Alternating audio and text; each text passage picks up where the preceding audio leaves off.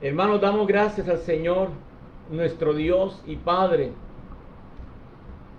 por esta maravillosa oportunidad que en el nombre de su Hijo Jesucristo nos concede el estar reunidos en este hermoso día, en la unidad del Espíritu, reunidos en casa, en armonía, en comunión los unos con los otros, manteniendo nuestra fe en Él, con el propósito de acercarnos a su palabra para ser enseñados en su verdad y reconocer con todos ese amor tan grande que Dios ha manifestado, a través de su Hijo amado Jesucristo, nuestro Señor y Salvador, por quien nos concedió la redención mediante el poder de su sangre, nos concedió el perdón de nuestros pecados y nos dio el don de la vida eterna. Confiamos que el Espíritu Santo en este día nos conceda la sabiduría necesaria, su voluntad y propósito. Al escudriñar las Escrituras nos ha revelado y así estar preparados y fortalecidos para vivir en el tiempo presente, el cual hemos reconocido como el tiempo del fin, conforme a todo lo que hemos venido estudiando a través de las Escrituras. Una de las cosas que hemos venido haciendo es reconocer nuestra realidad. Si realmente nos encontramos en un momento histórico que responda a la palabra profética de los acontecimientos relacionados justamente con la segunda venida de nuestro Señor y Salvador Jesucristo. De ser así, ¿cuál debe ser nuestra responsabilidad como discípulos y miembros de su iglesia? ¿De qué manera debemos nosotros actuar y conducirnos luego de reconocer su voluntad y su propósito en estos tiempos? No podemos abstraernos ni ser ignorantes de nuestra realidad, mucho menos de la realidad espiritual que nos obliga a mantener nuestros ojos abiertos. Hemos reconocido el espíritu de apostasía manifestado en medio de la iglesia, que nos ha conducido a revisar a la luz de Apocalipsis capítulo 2 y 3, y también el capítulo 1, por supuesto, los signos de esta iglesia apóstata, que en cumplimiento a la palabra de Dios en 2 de Tesalonicenses capítulo 2, versículo 3, precederá la segunda venida de nuestro Señor y Salvador Jesucristo. Y de paso poder reconocer el verdadero signo y la manifestación de la verdadera iglesia de Jesucristo.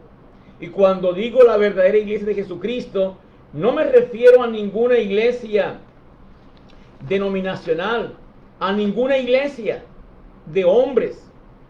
Me refiero a todos los santos de Dios que honran su nombre y su palabra, diseminados sobre toda la faz de la tierra. Me refiero a esa iglesia que pronto estará ataviada para las bodas del Cordero. En busca de esta verdad acerca del verdadero carácter de la iglesia, hemos revisado el mensaje ya de las primeras 5 iglesias. Y ya antes de revisar el mensaje a la iglesia de Filadelfia, recordemos el aspecto esencial que caracterizó a cada una de ellas. Mientras la iglesia de Éfeso echó a tierra sus virtudes al abandonar el primer amor, la iglesia de Esmirna, en medio de su pobreza, está dispuesta a seguir pagando el precio hasta la muerte. Por otro lado, la iglesia de Pérgamo ha abierto las puertas a las falsas doctrinas, permitiendo a la iglesia convivir con la idolatría y la fornicación que tanto daño ha hecho a la iglesia, y que como consecuencia de ello ha manifestado su menosprecio a la palabra de Dios. De igual modo, la iglesia de Tiatira, en una total contaminación, donde los falsos profetas, las falsas doctrinas, la fornicación, el adulterio y la manipulación de falsos maestros, o mejor dicho, de falsas maestras, como aquella Jezabel, los condujo para conducirlos a las llamadas o denominadas profundidades de Satanás. Por último, vimos la iglesia de Sardis la semana pasada. Dijimos que era una iglesia displicente, apática, de solo apariencia, donde los pocos o los más pequeños no tienen el terreno abonado ni el ambiente propicio, desafortunadamente, para crecer espiritualmente. Hoy nos ocuparemos del mensaje de la iglesia de Filadelfia, pero antes no dejaremos, como de costumbre, venimos ya haciéndolo hace varias semanas, desde que empezamos a hablar de los mensajes de estas iglesias, leer en el contexto el capítulo 1 de Apocalipsis, versículo 3 y 10 al 19, que lo leeremos reiteradamente. Ojalá podamos aprenderlo de memoria. Bienaventurados o bienaventurado el que lee y los que oyen las palabras de esta profecía y guardan las cosas en ella escritas, porque el tiempo está cerca. Tu hermano está llamado a guardar las cosas que están escritas en esta profecía, sobre todo porque el tiempo está cerca. Eso te hará bienaventurado, dice la palabra de Dios. El segundo texto, del versículo 10 en adelante al 19, dice: yo estaba en el Espíritu en el día del Señor, y oí detrás de mí una gran voz como de trompeta que decía: yo soy el Alfa y la Omega, el primero y el último. Escribe en un libro lo que ves y envíalo a las 7 iglesias que están en Asia: a Éfeso, Esmirna, Pérgamo, Tiatira, Sardis, Filadelfia y la Odisea. Y me volví para ver la voz del que hablaba conmigo, y vuelto vi 7 candeleros de oro. Y en medio de los 7 candeleros a uno semejante al Hijo del Hombre, vestido de una ropa que llegaba hasta los pies, y ceñido por el pecho con un cinto de oro. Su cabeza y sus cabellos eran blancos como la lana, como nieve, sus ojos como llamas de fuego, y sus pies semejantes al bronce bruñido, refulgente como un horno, y su voz como estruendo de muchas aguas. Tenía en su diestra 7 estrellas. De su boca salía una espada aguda de 2 filos, y su rostro era como el sol cuando resplandece en su fuerza. Cuando le vi, caí como muerto a sus pies, y él puso su diestra sobre mí diciéndome: no temas, yo soy el primero y el último, y el que vivo y estuve muerto, mas he aquí que vivo por los siglos de los siglos, amén, y tengo las llaves de la muerte y del Hades. Escribe las cosas que has visto, y las que son, y las que han de ser después de estas. Que Dios bendiga su palabra. No olvidemos que estamos leyendo siempre esta sección de Apocalipsis para no perder de vista la gloria, la grandeza, la magnificencia, el carácter, la naturaleza divina de nuestro Señor y Salvador Jesucristo, a quien en esta hora debemos decirle: Señor, tuya es la gloria por siempre. Amén. Ahora sí, vamos al texto que nos ocupa en esta mañana, Apocalipsis capítulo 3, versículos 7 al 13, que vamos a leer en el nombre del Señor. Dice así la palabra del Señor: escribe al ángel de la iglesia en Filadelfia: esto dice el santo, el verdadero, el que tiene la llave de David, el que abre y ninguno cierra, y cierra y ninguno abre. Yo conozco tus obras. He aquí, he puesto delante de ti una puerta abierta, la cual nadie puede cerrar, porque aunque tienes poca fuerza, has guardado mi palabra y no has negado mi nombre. He aquí, yo entrego de la sinagoga de Satanás a los que se dicen ser judíos y no lo son, sino que mienten. He aquí, yo haré que vengan y se postren a tus pies y reconozcan que yo te he amado. Por cuanto has guardado la palabra de mi paciencia, yo también te guardaré de la hora de la prueba que ha de venir sobre el mundo entero para probar a los que moran sobre la tierra. He aquí, yo vengo pronto. Retén lo que tienes para que ninguno tome tu corona. Al que venciere, yo le haré columna en el templo de mi Dios, y nunca más saldrá de allí, y escribiré sobre él el nombre de mi Dios y el nombre de la ciudad de mi Dios, la nueva Jerusalén, la cual desciende del cielo de mi Dios, y mi nombre nuevo. El que tiene oídos, oiga lo que el Espíritu dice a las iglesias. Que Dios bendiga en esta hora su palabra. Esperamos, hermanos, que esta palabra pueda alentar nuestros corazones en esta mañana y nos permita fortalecernos conforme al poder de su grandeza. Así que vamos a revisar el texto que hemos leído, como venimos haciéndolo semana tras semana. Esencialmente este mensaje contiene 6 aspectos importantes. El primero, como siempre, un saludo. En segundo lugar, el reconocimiento a las fortalezas que esta iglesia tenía. En tercer lugar, una profunda palabra de aliento y de fuerza para esta iglesia. En cuarto lugar, contiene una gran promesa para estos hombres fieles. Y en quinto lugar, la recompensa o galardón a los fieles vencedores de esta iglesia. Y por último, en sexto lugar, la profunda invitación a oír la voz del Espíritu Santo. En primer lugar, debemos reconocer que en este saludo el Señor Jesucristo se manifiesta a esta iglesia como el santo, el verdadero, el que tiene la llave de David, el que abre y ninguno cierra, y cierra y ninguno abre. Observamos que en este saludo, observamos más bien en este saludo, una interesante variable con relación a las demás iglesias. A diferencia de las anteriores iglesias, el Señor se manifiesta a esta iglesia con virtudes, con aspectos de su naturaleza que no están contenidos en la visión del capítulo 1 que justamente acabamos de leer. Posiblemente esté relacionado con la lealtad y fidelidad de esta iglesia. Algunos creen que esta iglesia puede ser la iglesia deseable, aunque juntamente con la iglesia de Esmirna, el Señor no les reprocha nada, ni hace algún llamamiento al arrepentimiento. Pero ellas revelan un ligero contraste que quiero resaltar. En la iglesia de Esmirna, algunos van a ser encerrados en la cárcel, mientras que en la iglesia de Filadelfia el Señor va a abrir la puerta, esa puerta que nadie puede cerrar. La iglesia de Esmirna declara sufrir la oposición de aquellos que se dicen ser judíos y no lo son, sino una sinagoga de Satanás. Mientras que la iglesia de Filadelfia, el Señor va a hacer que estos falsos judíos, sinagoga de Satanás, se postren delante de sus pies y reconozcan que el Señor los ha amado. A la iglesia de Esmirna, el Señor le dice que va a pasar por una tribulación de 10 días, una terrible prueba. Por el contrario, la iglesia de Filadelfia, el Señor lo librará de la hora de la prueba que ha de venir sobre toda la tierra. Este contraste nos permite observar cuán diversa es la iglesia y cuántas situaciones se pueden presentar en ella. Y de qué manera en ellas se ve manifestada la acción del enemigo y la intervención divina del Señor nuestro Dios. La revelación del Señor revela el carácter que su iglesia debe tener.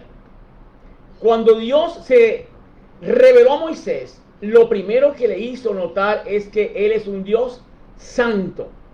Jesús aparece aquí como el santo justamente. Y que sobre esta verdad se fundaría toda la siguiente relación que Dios tendría con Él. Veamos el texto en el capítulo 3 de Éxodo, que vale la pena revisar para entender un poco acerca de la naturaleza de Jesús. Éxodo capítulo 3, versículos 1 en adelante dice: apacentando Moisés las ovejas de Jetro su suegro, sacerdote de Madián, llevó las ovejas a través del desierto y llegó hasta Horeb, monte de Dios. Y se le apareció el ángel de Jehová en una llama de fuego en medio de la zarza. Y él miró y vio que la zarza ardía en fuego y la zarza no se consumía. Entonces Moisés dijo: iré yo ahora y veré esta grande visión. ¿Por qué causa la zarza no se quema?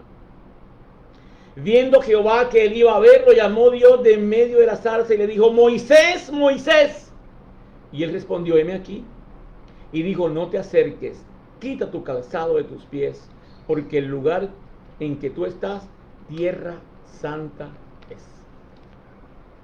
Hermanos, ninguna relación con Dios se puede establecer sin el vínculo de la santidad. Sin santidad no se establece ninguna relación con este Dios santo. Jesús mismo invitó a que fuéramos santos. Pablo reiteró que sin santidad nadie vería al Señor. Y Pedro enfatiza que debemos ser santos como Dios es santo. Esta era una de las formas en que Dios era conocido en el Antiguo Testamento. El profeta Isaías registra más de 25 ocasiones a Dios como el Santo de Israel. Y podemos concluir entonces que la identificación de Jesucristo en este texto que acabamos de leer como el Santo es una clara confirmación de su divinidad. También Jesús se manifiesta y se reconoce como el verdadero. No cabe duda que Asia era un nido de falsas doctrinas y que estas iglesias debían tener un verdadero encuentro con Jesús, aquel que dijo: yo soy la verdad. La iglesia de hoy necesita reconocer la gran diferencia que existe entre la doctrina de Cristo y la doctrina de demonios, como dice Pablo. De ahí del peligro de las profundidades de Satanás en las cuales andaba la iglesia de Tiatira. No podemos jugar con el error, hermanos, ni la mentira, ni el engaño, ni la falacia, ni con las artimañas del diablo, propias de este mundo, que quieren seducir la iglesia. Jesucristo también se reveló como el que tiene la llave de David, el que abre y ninguno cierra, y cierra y ninguno abre.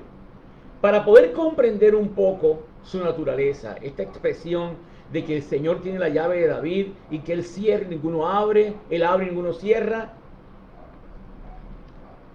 debemos reconocer que esta cita proviene del Antiguo Testamento y se encuentra en el libro de Isaías capítulo 22. Sin ello no podríamos entender por qué Jesús tiene la llave de David. Así que regresamos ahora al Antiguo Testamento, a Isaías capítulo 22, donde vamos a leer el versículo 22 justamente.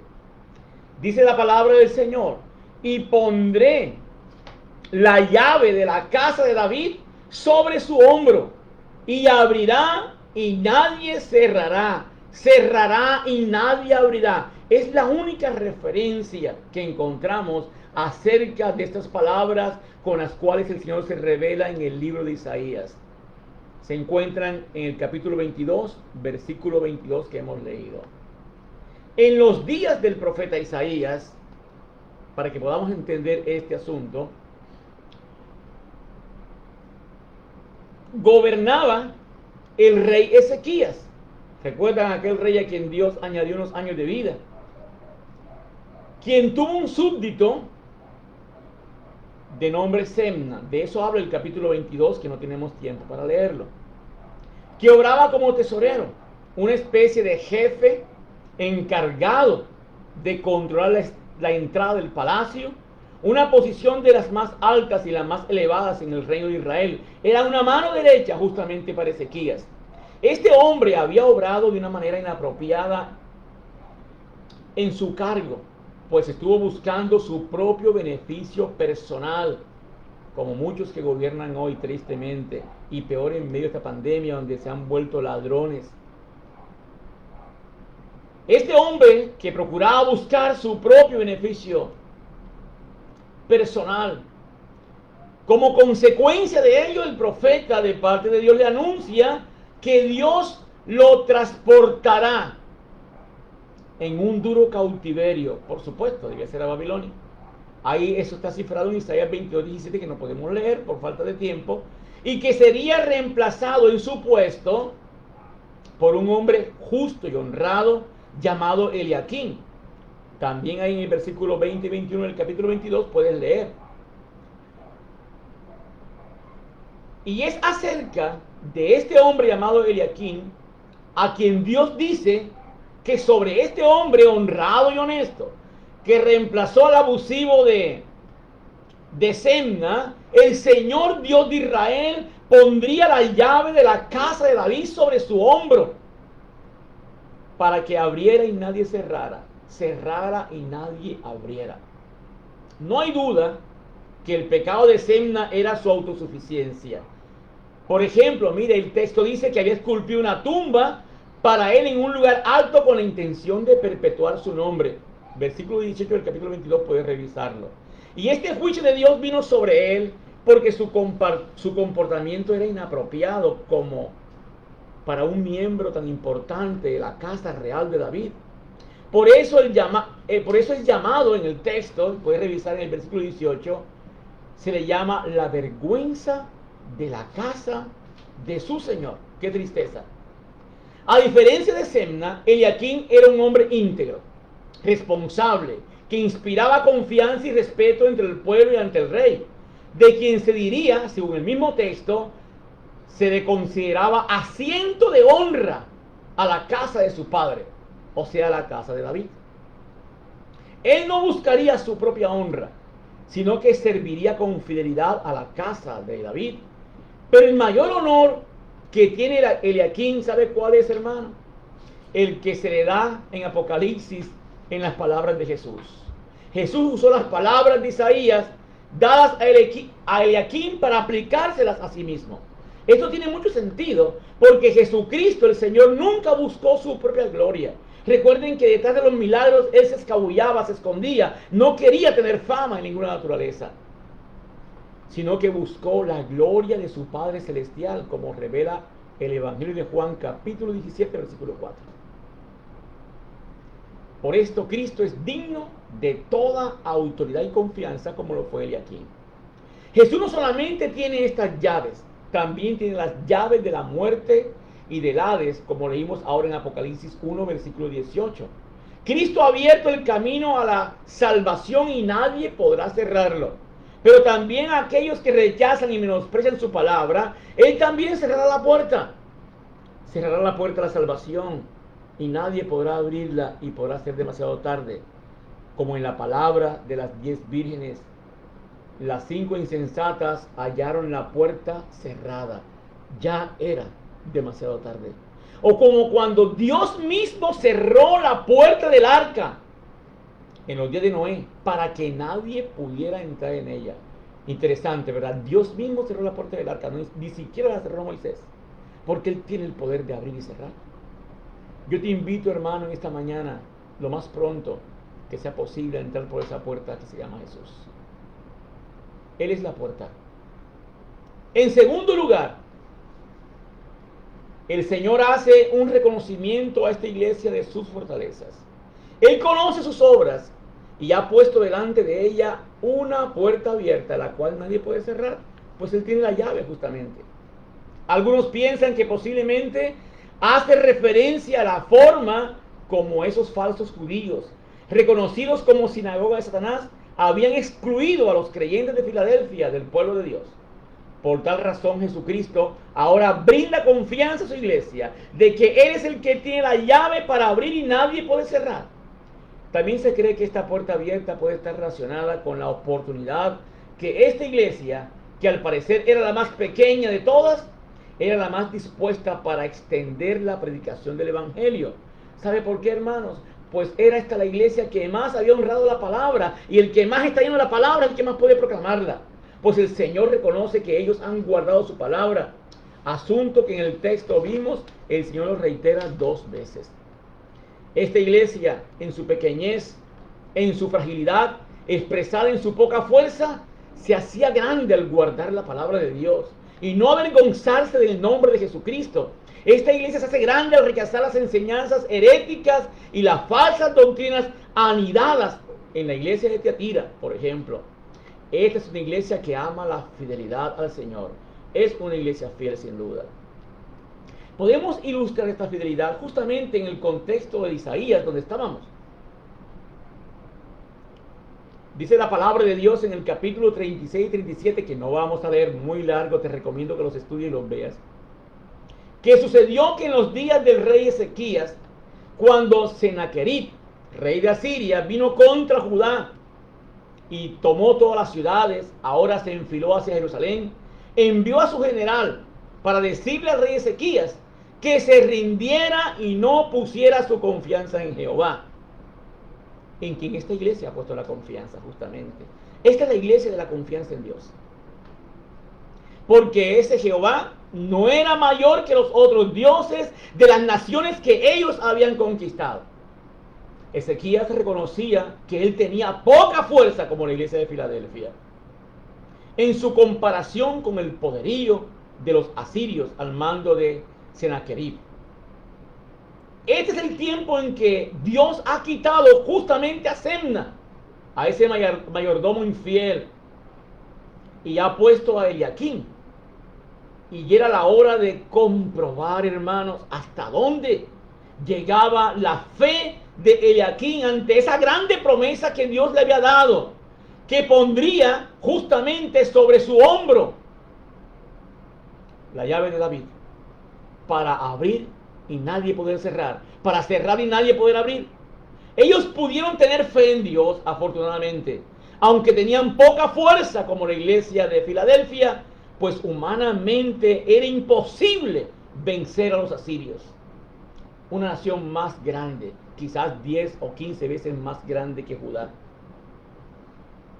Pero esa misma noche, dice la palabra de Dios, el ángel de Jehová visitó el ejército de los asirios y mató. El ángel de Jehová, la intervención divina, mató a 185,000 de ellos. Sennacherib tuvo que volver a Nínive huyendo, y allá lo mataron sus 2 hijos. Qué tristeza, qué final terrible para los asirios, que creyeron que Dios era poca cosa. Esta iglesia sabe cómo obtener la victoria. Su fuerza está en el Señor Jesucristo. Su fuerza está en la palabra que sale de su boca, como la palabra de Jehová en los días de Ezequías. Honra esa palabra y verás la victoria en tu vida. En tercer lugar, esta iglesia recibe una profunda palabra de aliento. Su mayor oposición eran esos judíos, llamados sinagoga de Satanás. No sabemos qué relación pudiera haber entre ellos y los que en la iglesia de Tiatira incursionaban en las famosas profundidades de Satanás. Recordemos que estas 7 iglesias todas estaban en la misma región, en Asia. Tenían las ciudades una estrecha relación socioeconómica, cultural, política, religiosa, pues todas estaban bajo el dominio romano y los judíos gozaban de ciertas libertades. No olvidemos que los primeros en rechazar al Mesías fueron los judíos, y ahora el mensaje del evangelio está en el corazón de los gentiles. Algunos judíos se están convirtiendo y esto despierta aún más el celo religioso, pero el Señor hará que ellos se postren a sus pies y reconozcan que Él los ha amado. Gloria al Señor. En cuarto lugar, esta iglesia recibe una palabra de aliento. Ella ha guardado la palabra de su paciencia. No hay mayor actitud en el corazón del hombre que la honra por la palabra del Señor. En Juan capítulo 17 Jesús dice al Padre que Él les ha dado su palabra y por ello el mundo los aborreció. Y esta es la experiencia de esta iglesia. Está siendo rechazada y atacada por estos que se dicen ser judíos y no lo son. Y el mayor beneficio que el Señor Jesucristo extiende para ellos es que Él los guardará de la hora de la prueba que ha de venir sobre el mundo entero para probar a los que moran sobre la tierra. Aunque no tenemos claridad acerca de esa hora de la prueba, para toda la tierra, solo debemos reconocer el profundo amor de Jesucristo por una iglesia que honra, respeta y obedece su gloriosa palabra. Hoy nos encontramos en una hora difícil. Posiblemente no sea la que el texto alude. Una hora difícil sobre la faz de la tierra. No vemos el final del camino. ¿Será posible que de alguna manera Dios está probando la tierra a través de este letal virus, donde aún no sabemos qué va a pasar mañana?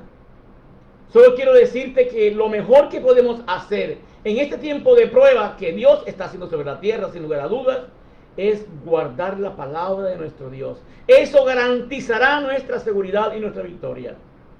Pero lo mejor que esta palabra de aliento contiene está al final. Es que Él viene pronto. Que debemos retener lo que tenemos para que nadie quite nuestra corona. Es una palabra que tiene como propósito animar a su iglesia para que esté preparada. El hecho de que Él viene pronto es una invitación a prepararnos para el encuentro con Él y ser liberados de una vez para siempre. En quinto lugar, hay una grande recompensa para estos fieles vencedores de Filadelfia. Primero los hará columnas del templo. No olvidemos que las columnas eran lo más inconmovible que puede tener un edificio. Hoy las grandes torres en el mundo, que pasan de 150 pisos, se pueden mantener en pie, aún enfrentando movimientos telúricos gracias a sus columnas. Sus cimientos son profundos y estarán allí para siempre en el templo de su Dios. Esta ciudad, justamente, la de Filadelfia, estaba ubicada sobre una falla geológica y sufría frecuentes temblores, terremotos. Justamente en el año 17 fue destruida casi en su totalidad y vuelta a edificar. Y para estos creyentes ser columna del templo de Dios los privilegiaba como los más resistentes ante cualquier ataque del enemigo. Estaban llamados a permanecer con Dios. Sobre ellos escribiría el nombre de Dios, el nombre de la ciudad y el nombre de Él. Debemos recordar que no cualquiera entraría a la santa ciudad, la Nueva Jerusalén. Apocalipsis 21:27 dice que no entrará en ella cosa inmunda o que hace abominación y mentira. Aún dice que los perros estarán fuera, sino solamente los que están inscritos en el libro de la vida del Cordero, de donde podemos concluir que este nombre nuevo puede referirse a un pasaporte seguro al acceso de la ciudad. Recordemos que esta recompensa fue dada a los fieles de la iglesia de Pérgamo, la piedrecita blanca, ¿recuerdan? Con un nombre nuevo inscrito solamente puede conocer el que tiene la piedra, el portador de ella, y el que está a la puerta de la ciudad para recibirle. Jesús dijo: yo soy la puerta de las ovejas, el que por mí entrare, ese será salvo. Jesús garantiza con seguridad un lugar para nosotros, con ese nombre nuevo, en su presencia, en la santa y gloriosa ciudad de la Nueva Jerusalén.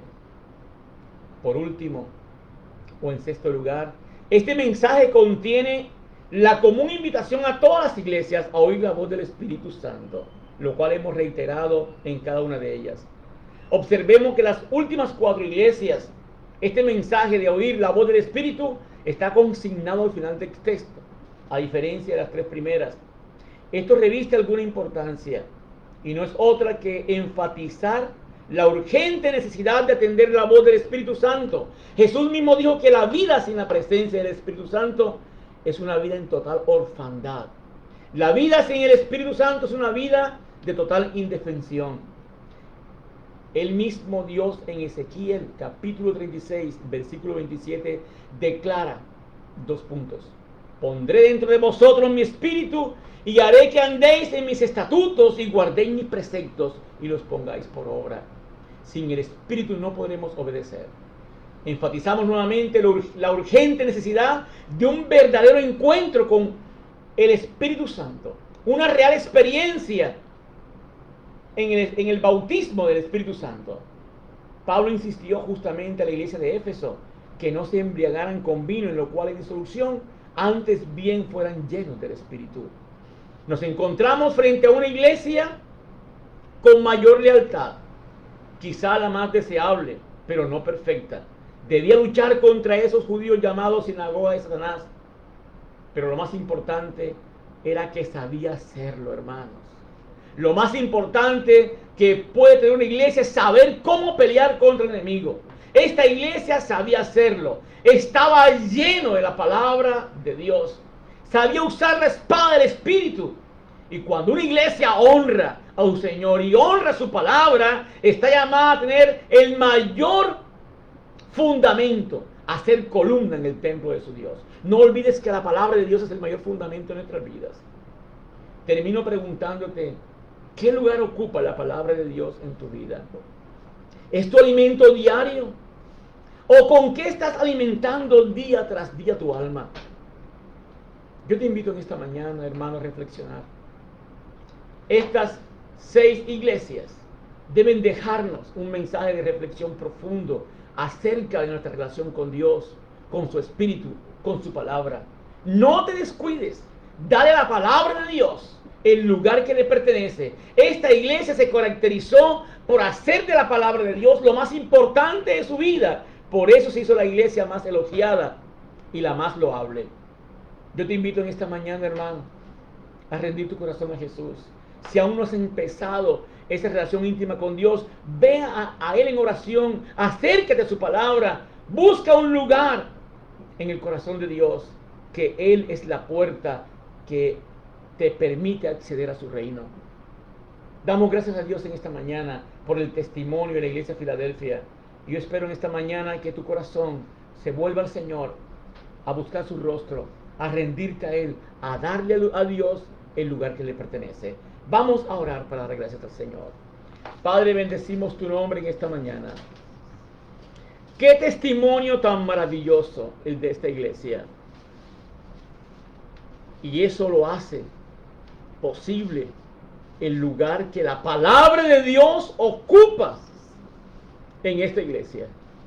Recordamos en esta mañana aquellas palabras que diste a Moisés acerca de la grandeza de tu palabra.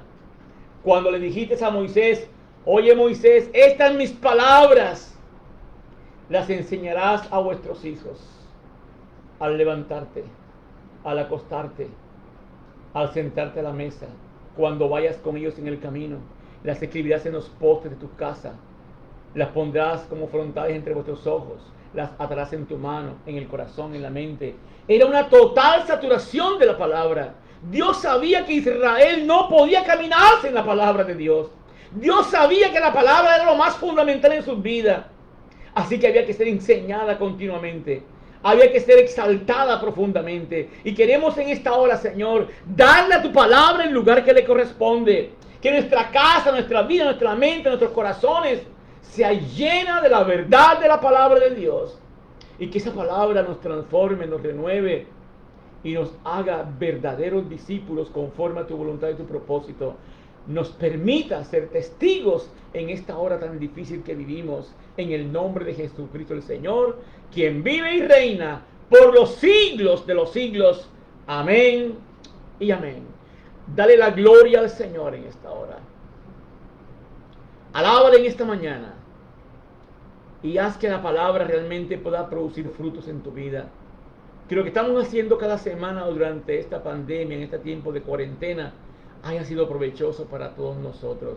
Es el deseo de mi corazón, hermanos. Dios les bendiga. Que tengan una feliz tarde.